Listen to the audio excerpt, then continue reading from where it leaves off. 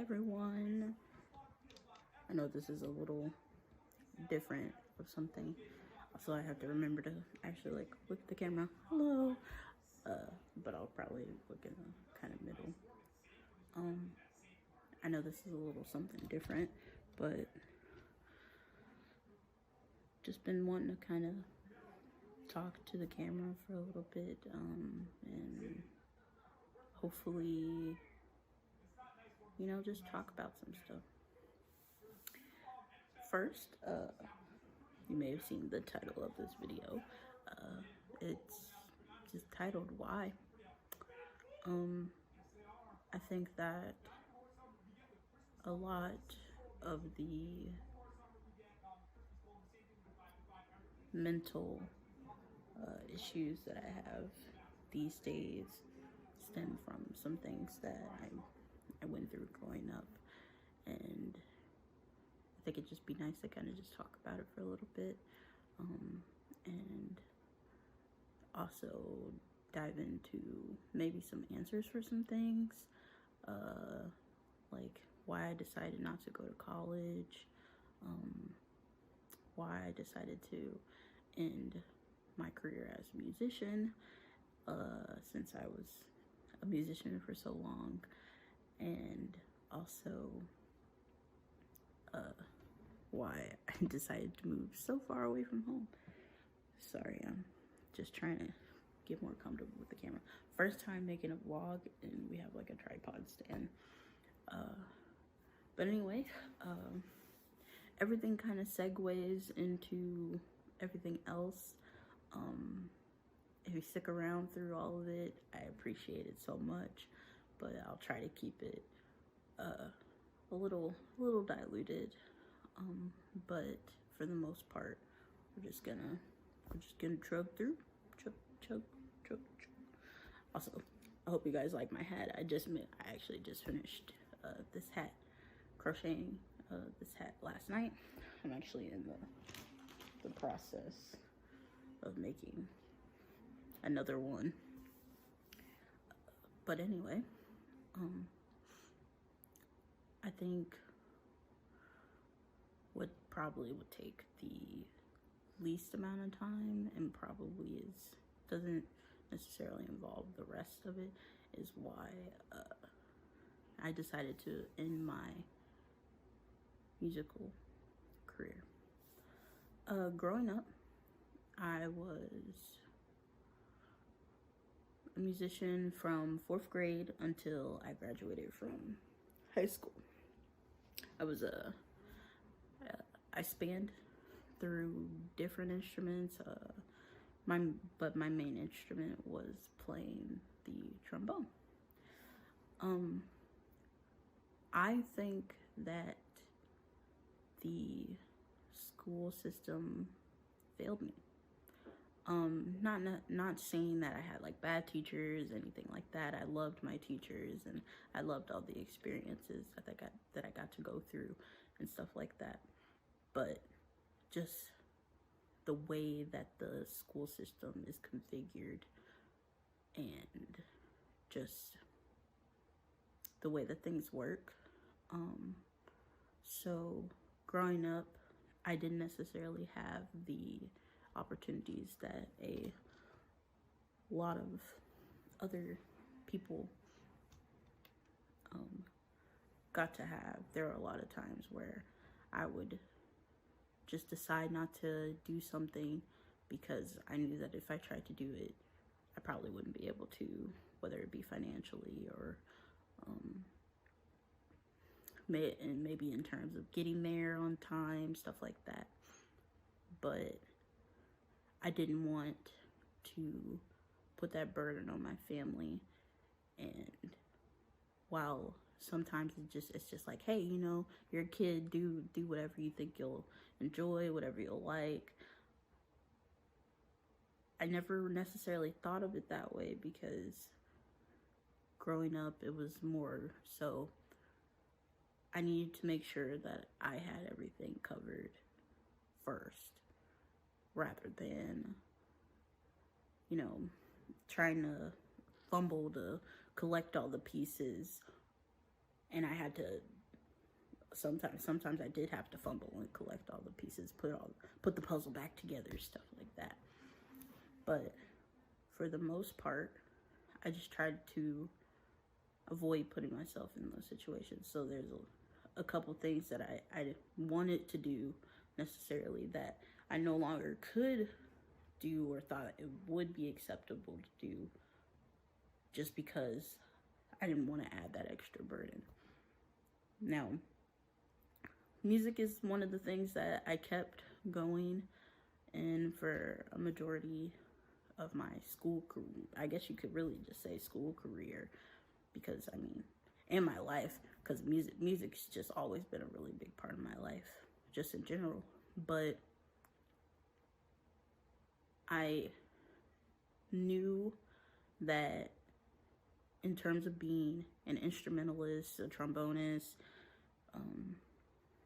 or specifically a musician, sometimes just in general, I knew that I didn't want to continue that because I'd lost the passion for it, for multiple reasons, stemming from I knew that I wasn't as good at my instrument as other people. And I know that a lot of the times they're like, okay, well, that's supposed to strive you to practice more, or that competition is supposed to get you to push towards being better at your instrument. Push you towards wanting to be better at your instrument. And I wanted to, but I never had the time or the space to just sit aside and work and practice and stuff like that. I'm sorry to all my band people, but and if this spreads enough to my band teachers, but I didn't practice, and I didn't practice in high school. I just couldn't, especially not out unless you saw me in a practice room. I didn't practice, or like we had time. I didn't practice, and if I did, it was very, very rare, because I never lived in a place where I would be able to do something like that, because it would be counted as a disturbance of some kind. And then even if I did live in a place like that, that I would be able to play just freely, I didn't have the time, because I had so many. I mean, I went to a college prep school, and I know I can't just be like, oh, well, I had a ton of homework all the time, and it's expected alongside, the homework that I already have present.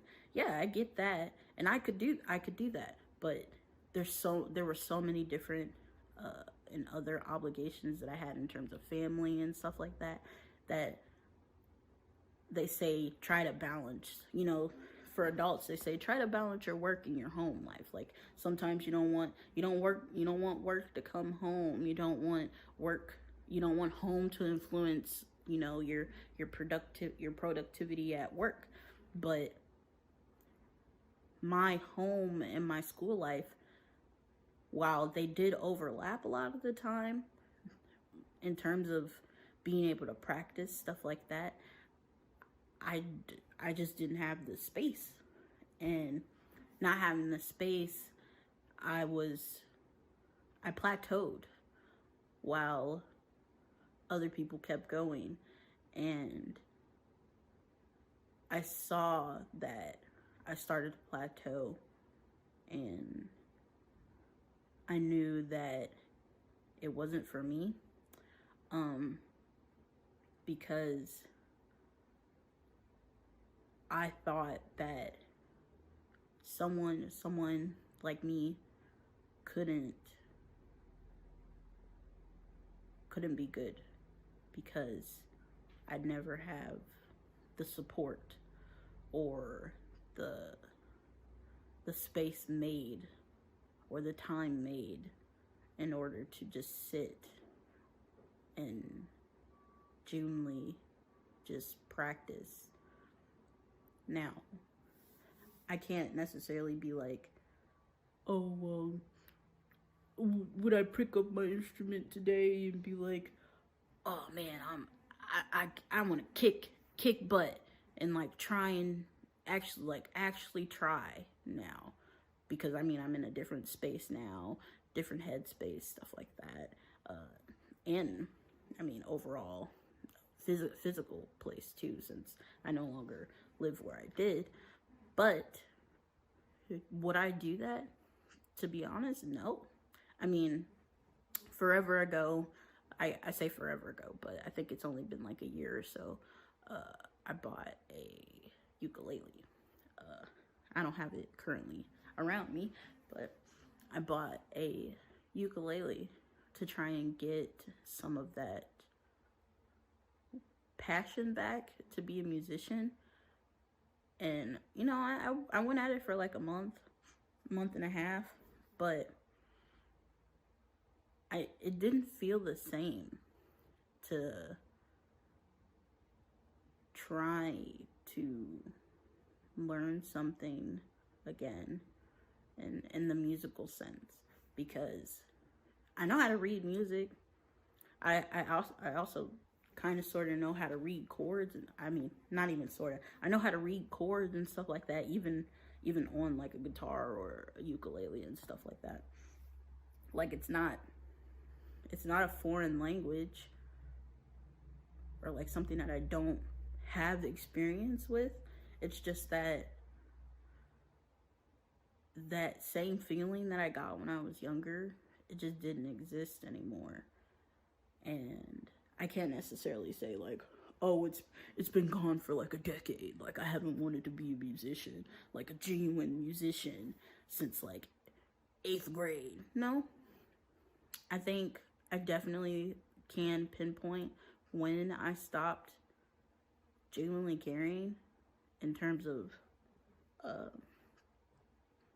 playing an instrument. I love the other aspects of band or just playing music just in general. Like, you know, the feeling of being in a group, playing, stuff like that. You know, making music, like, especially, I love concerts, especially playing in a concert. I loved playing in concerts, everything like that. But roughly like into sophomore year, I was like, nah, I don't think this is something that I want to do long term. And it sucked because for so much of my life, I'd been known as the band kid. Like, can't either that is like, either you're the smart kid of the family, or you're the band kid. Like, that was it. And it was weird to not enjoy it as much anymore. Just in general. I mean, it was very weird when I came to my senses, and then I was like, I'm gonna try again. Like, you know, I've always been very self-aware of emotions and just thoughts just in general. And for me at that age, I was like, well, this is something that I've enjoyed and had a passion for since the beginning, and to suddenly not, like, something has to have triggered it. Like, it can't have just poof. And I'm like, okay, well, maybe I can try again. Try and bring it, try and reel it back in. But, and I did, I tried, But then other stuff happened and I was like, no, I'm not gonna do this. Because I always thought that the need to be popular, like the popularity status thing within, I can't even really just say high school, but like schooling just in general. One, I was never a popular kid in school. I always like to say I knew a lot of people knew me, but I can't truly say like, ooh, I had a ton of friends. Like I just knew a lot of people. You know, you have different circles and different people you hang out with within those circles. Now, I'm not gonna say I didn't have friends, but I never had a best friend, like someone I always hung out with no matter what. Like we did everything together. No, I didn't. I didn't have a best friend until I met my boyfriend. Like, and even then, like, what can't do much if we're not in the same place. Well, now we are, but like, we can't do everything together if we're not in the same place. And with that, like, realization of once this is over, I'm not gonna be around anybody. It kind of just hit. It's like, well, what do I want to do? What do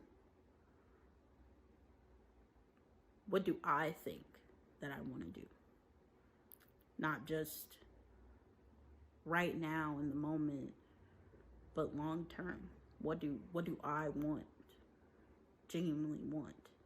And for a long time it was to make music like my career in some way.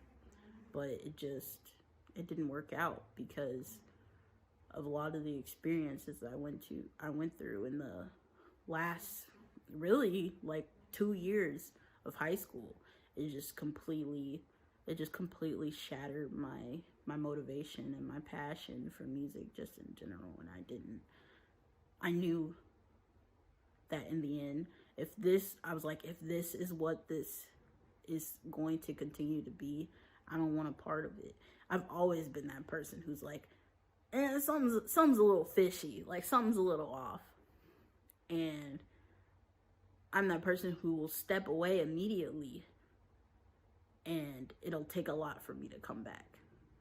And if I don't come back and everything's better, it's like, oh, why go back? And I haven't, other than I'm still a singer. I sing all the time. Actually, that has to do with something at the end of this video, but when we get there, we'll get there. I love to sing. I love to listen to music as per usual, but I've decided to take into different kinds of art. I still write, or at least I try to every now and then.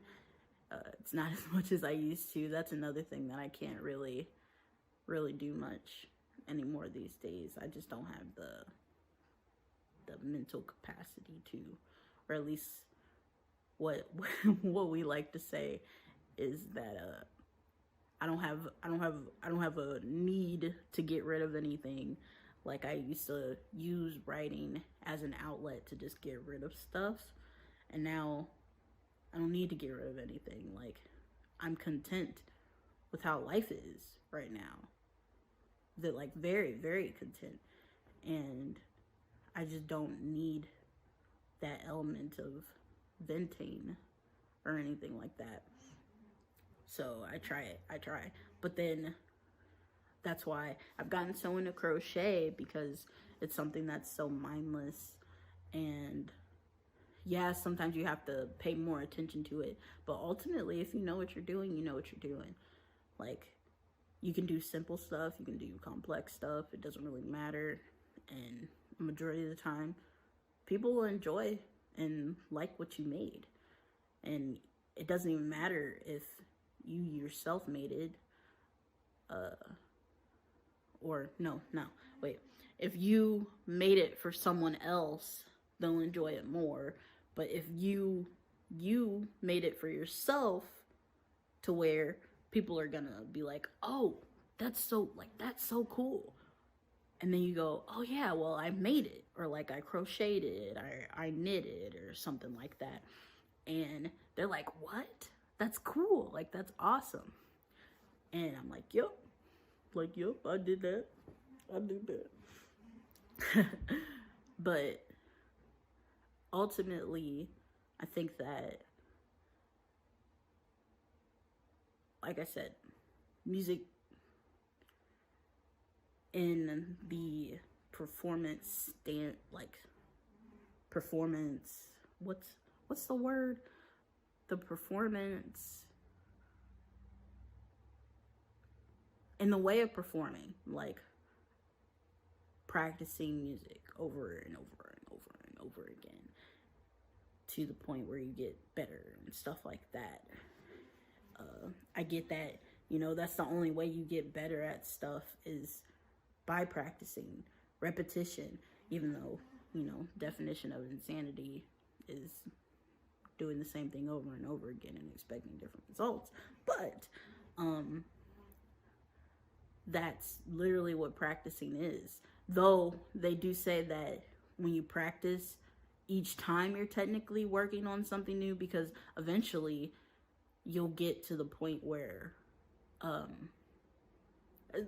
for music, for example, yeah, you can practice like the rhythms, stuff like that. Eventually you'll get the rhythms down, but then it gets more complex than that. Like, you have to worry about your intonation and making sure you're, for certain notes, you're supporting better, and making sure that different notes get out, and then after that, I mean, you have to worry about balance. But I mean, of course, that's like a rehearsal thing. But there's also so many different factors and so many different things that you can work on. And I mean, it's just an endless sea of possibility, for sure, because to a point, you can only get so good. I mean, everybody plateaus eventually? Question mark? Don't quote me on that. Anyway, that'll segue a little into why I decided not to go to college. So, originally, my plans for college were to go in for musical education. I was gonna be, or at least try to be, a music teacher, band director, or whatever, but it is what it is, like, whatever I was able to get into. But ultimately, I wanted to work with people like me, who couldn't necessarily do the things that they wanted to do because of different hurdles or things that would get in the way of them being able to pursue their love and passion for music. But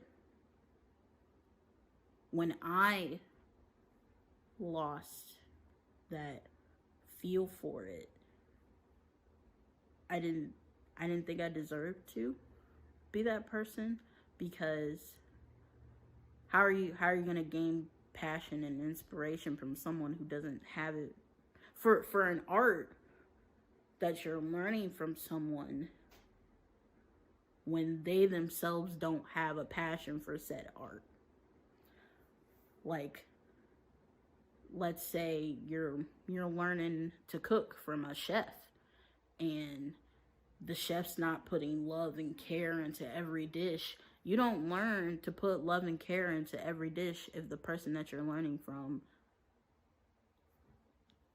doesn't themselves. You can't gain that ability and know to do something without proper instruction sometimes. And sometimes that proper instruction just sucks sometimes. Like sometimes you just get left with the rough end of the stick. Is that what the saying is? I don't think that's what the saying is, but you guys know. You get what I mean. But that's how it was for me. So then when I knew that I wasn't going to go for music, I was like, okay, well, what do I do now? And it was left to a scrambling of things. It's like, okay, well, other than what do I like other than music? And I'm like, oh, well, I like writing. And I'm like, okay, maybe I can go and be an English teacher. And then I'm like, I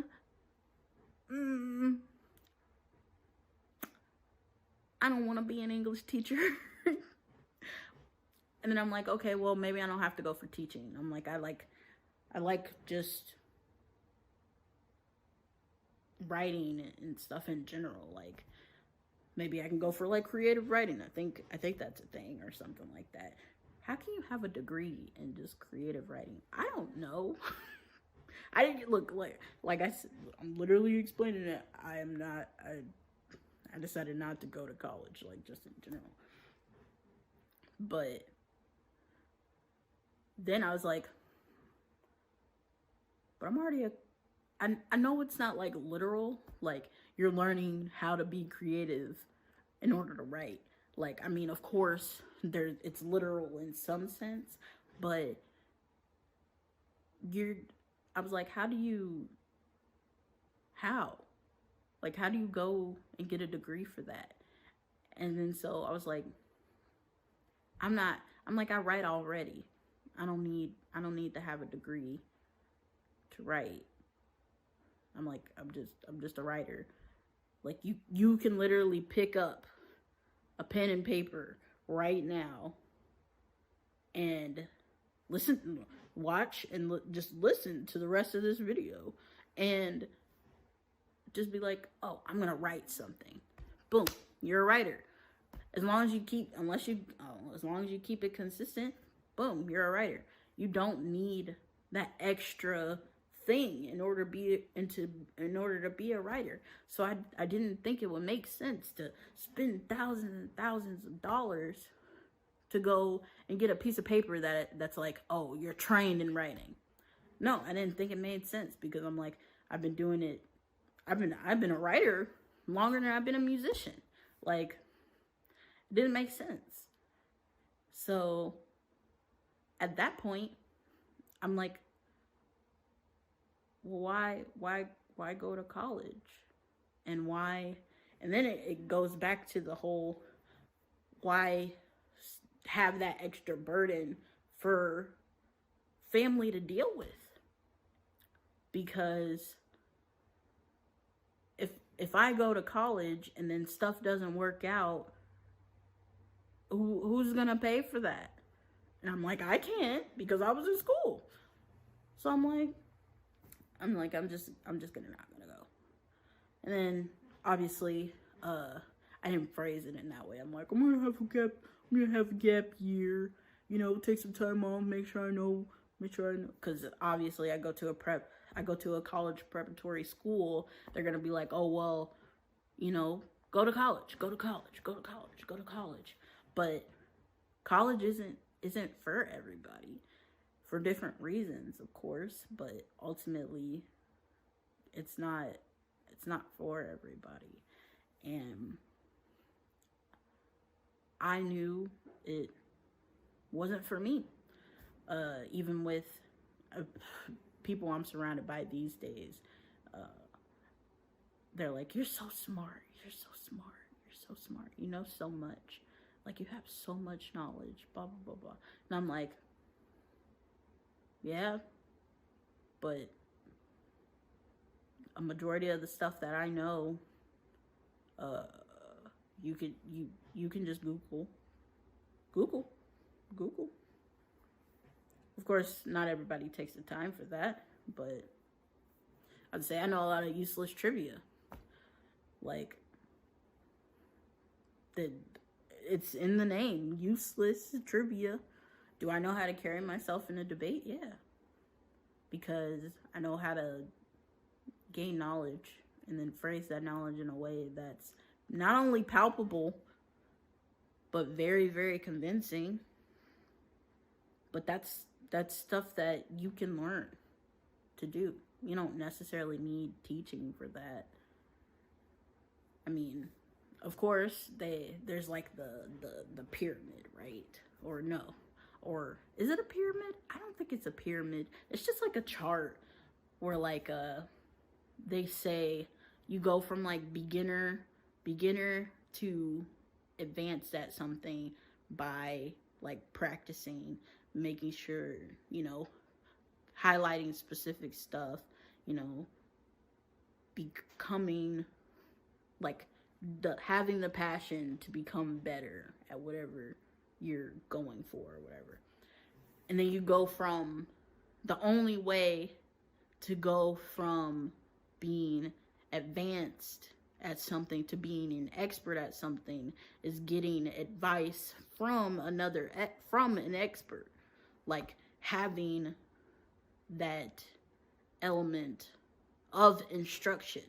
Like, there's no way to go above said step, or no, I think that's the laws of mastery. Like, you can't become a master at something without instruction in some way or some. You guys know what I mean. But ultimately, that's not for everything, because I know a lot of people who don't go through instruction for some things, and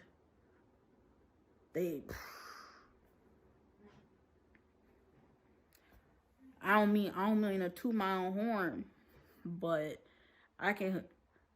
other than the fact that I just like to avoid confrontation just in general, for the most part, I know what the fuck I'm doing. I know what the fuck I'm saying.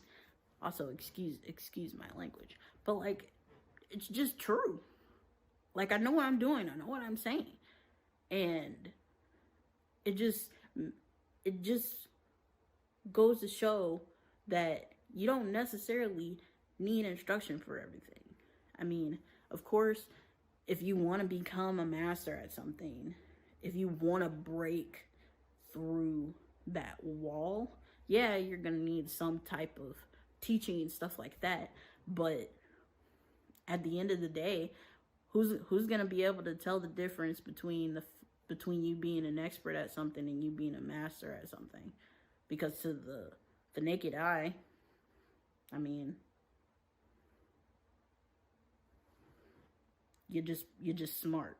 Like, my point, like, that's just my point. And at the end of the day, I like and enjoy the things that I do. Yeah, I could go around the world, and for example, I'm still pretty new at crochet, but look,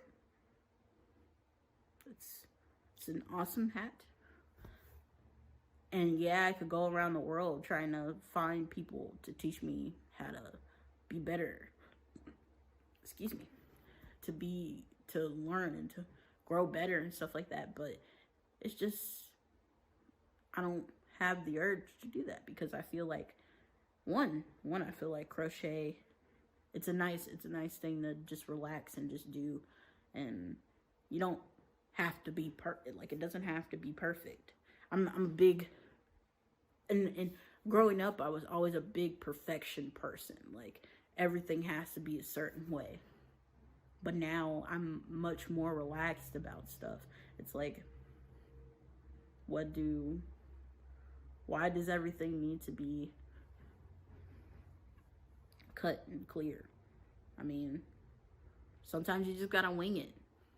You can't know what's always gonna happen at the end of the day, and it just is what it is. And now into the last why I moved away from home.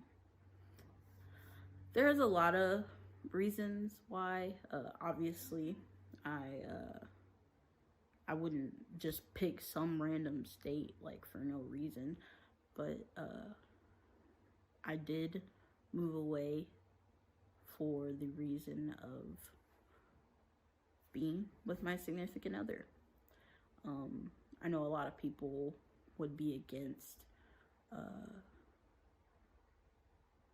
just meeting someone online, and that's how we met. It wasn't through like a dating app or anything like that, but it was just a general community app. We met. I think I made a post about writing in some way, shape, or fashion, and then he messaged me. Like that is literally literal history. Like that's it. And we were best friends, and it just grew into it just grew into a relationship. And we decided, I was in a step in my life where I thought and felt like I needed a change of pace, and I had the ability to do so. I had the financial, I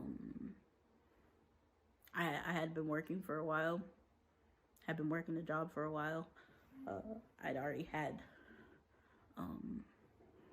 the financial capability, and I had the support, at least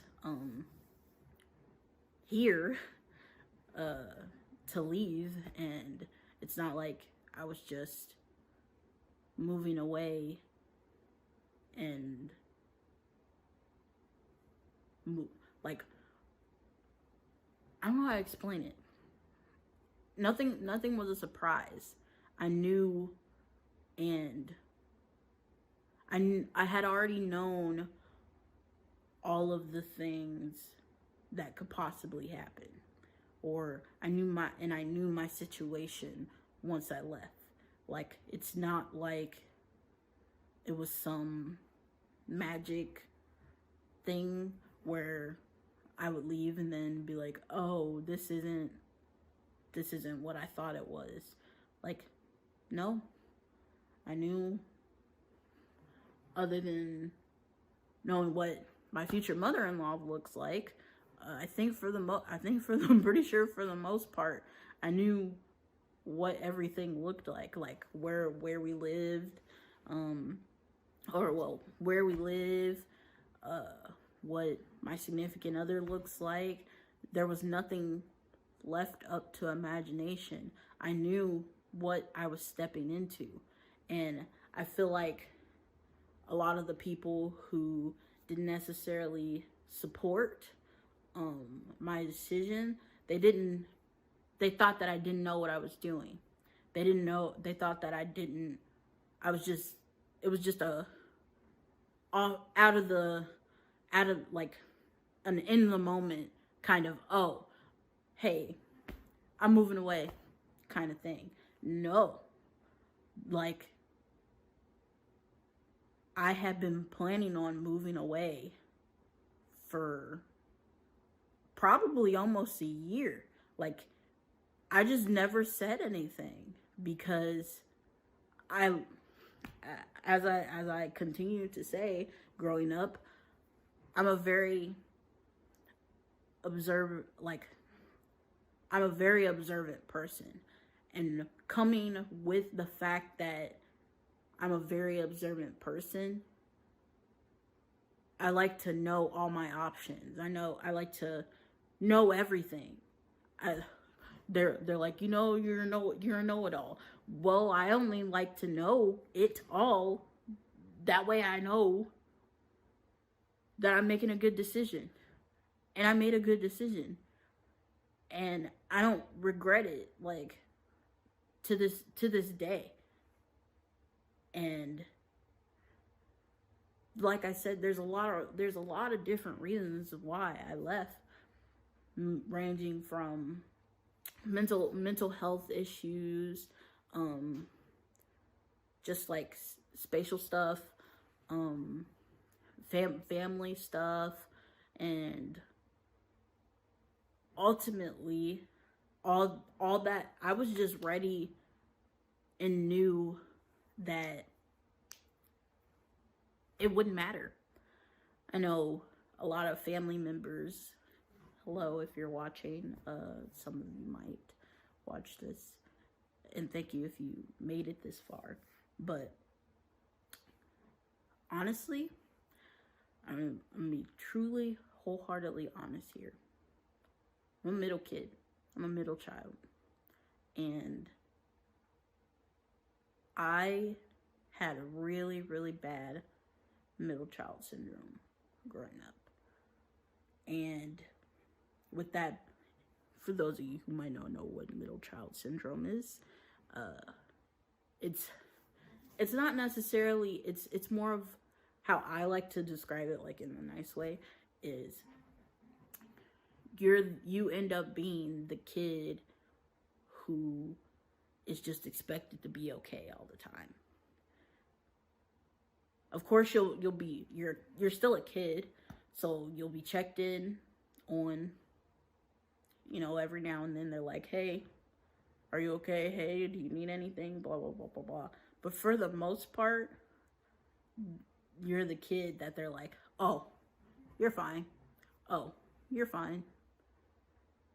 And that's what I dealt with a lot of the time growing up. And I mean, sometimes I wasn't fine, but the mental toll of just having to be expected to be okay all the time, it changes the way that you think. It makes you think that if you're not okay, you shouldn't say anything. Because even if you say something, it'll be undermined in some way. Like, unless it's something very, very serious in some way, why say anything? Because it's not like, and it didn't help that for the most part, I didn't need help. But when it came to things that I truly couldn't do on my own, my brain was like, well, why should I say something when nothing's gonna be done? Because I'm just expected to be okay. And even if nothing's okay, what am I gonna do? Like, it's not like someone will be able to do something, or someone will make the effort to. And that's why I was so okay with leaving, because growing up, it felt like only certain things were important. Unless it was some big event, like unless I was like graduation, for example. I didn't want to do anything for graduation, but when asked, I was like, okay, I'll try. Like, I'll think of something. But then I'm like, hey, let's go here. We didn't go there.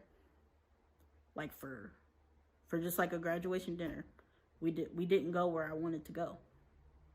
And it's not like I didn't say anything. Like, I was like, hey, I wanna go to this place. We didn't go. And I'm like, okay. So I guess in the end it didn't matter. In the end, it didn't even matter.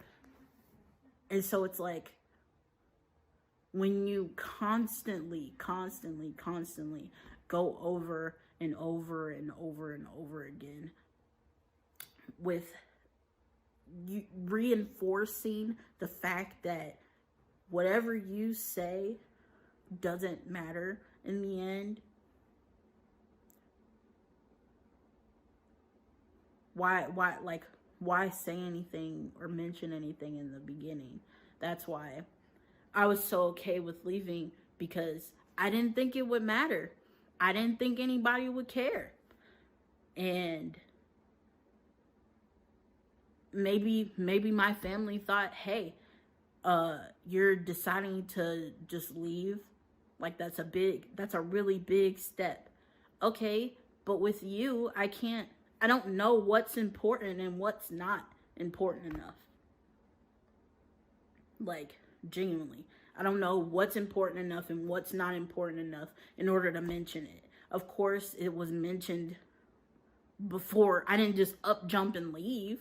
Like, I let people know, but also there's people that I didn't let know for specific reasons because I knew they would freak out. And I mean, I haven't been proven wrong. Usually my assumptions are very, very correct. Very correct. And it's what happened. It's like, there are people I have not talked to in like years because of the decision that I decided to make. And I'm like, okay, it is what it is. It just is what it is. And I accept that, because at the end of the day, like I said, I don't regret my decision in any way, shape, or fashion. I definitely think that the decision that I decided to make was not only the best for me, but for the best for the people around me, because then I have control of my life. And I don't think that I've had control over my life in a while. Or at least, I mean, I'm almost 21. Can't necessarily be like, oh, I've been an adult for such and such amount of time. But genuinely, even with some of the decisions that, were said to be my own decision, it never felt like I was the one. I was genuinely choosing to do that thing for myself. And me deciding to move away was the first step, the first major decision that I felt like I was genuinely deciding to do for myself. And the rest is history. Like, yay. Like, I'm here. Alright. So, that's gonna be the end of that. Sorry, I haven't been feeling the best lately, so I'm just gonna.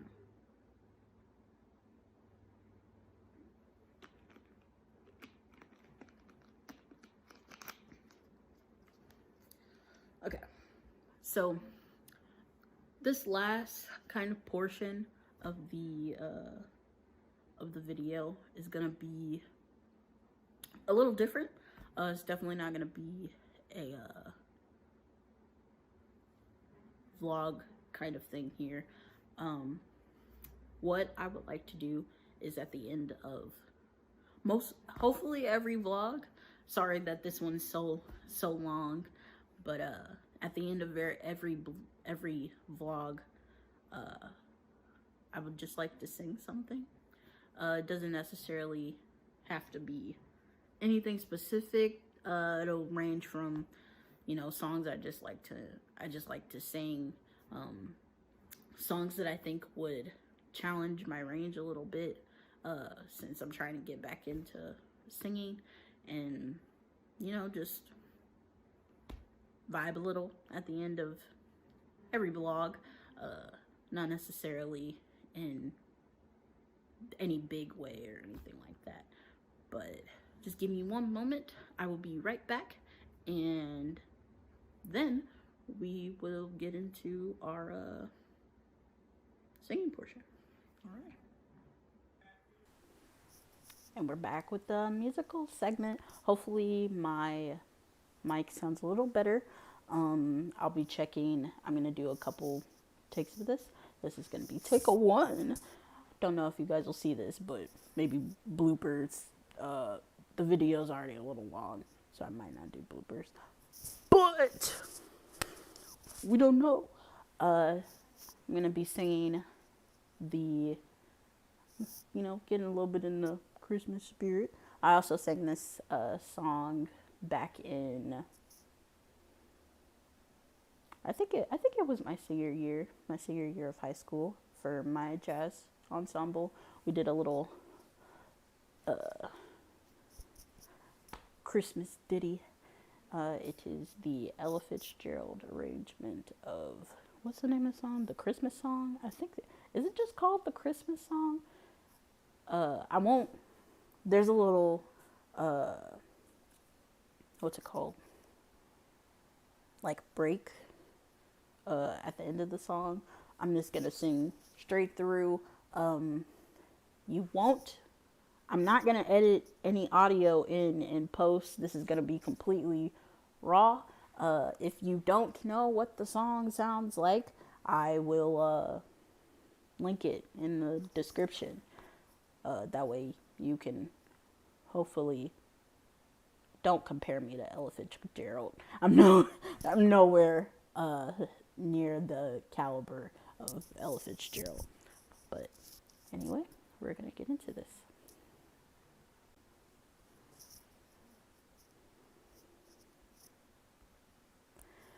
Chestnuts roasting on an open fire, Jack Frost nipping at your nose, Yuletide carols being sung by a choir, and folks dressed up like Eskimos.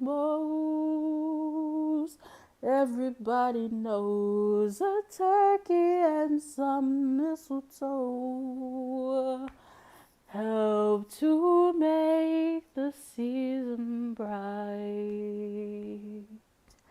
Tiny dots with their eyes all aglow will find it hard to sleep tonight.